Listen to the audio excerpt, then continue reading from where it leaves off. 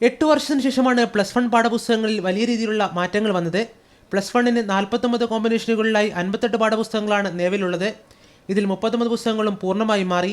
പരിഷ്കരിച്ച പാഠ്യപദ്ധതി പ്രകാരമുള്ള പുസ്തകങ്ങളാണിത്. സംസ്ഥാനത്ത് ഹയർ സെക്കൻഡറി എയ്ഡഡ് അൺഎയ്ഡഡ് മേഖലയിൽ 30,000-ഓളം അധ്യാപകരുണ്ട്.